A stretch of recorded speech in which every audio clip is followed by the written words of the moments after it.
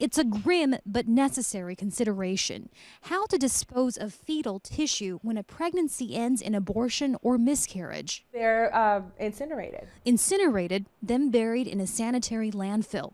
It's what happens to most medical waste in the United States.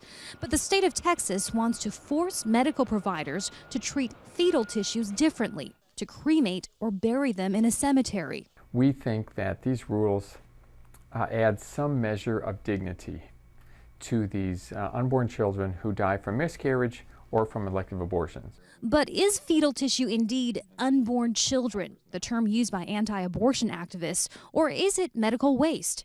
Critics of the Texas rule say the answer is a moral determination, one that only the woman should make. I feel insulted. I feel like my rights are meaningless. I feel like I'm considered subhuman. Abortion providers say the rule is just another tactic to stigmatize abortion care. In June, the U.S. Supreme Court found previous efforts by the state of Texas to restrict abortions imposed an undue burden on women's constitutional rights.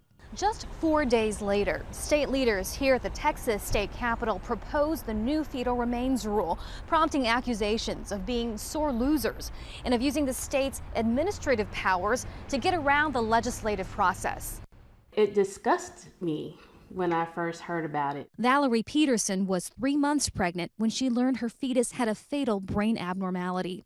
She was told she could either wait for a stillbirth or have an abortion. But I can't continue to go on day by day knowing that I'm carrying a pregnancy that isn't viable. And so the best choice for me was to terminate. Can you imagine what it would have been like to have the abortion and then to start thinking about a funeral? Yeah, you know, I can't.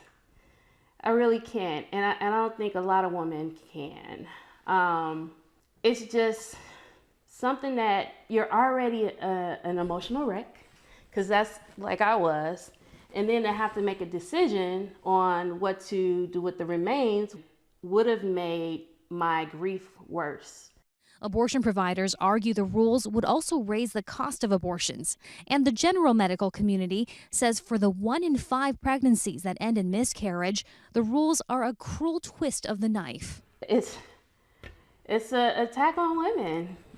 Period. The debate continues to be waged in court.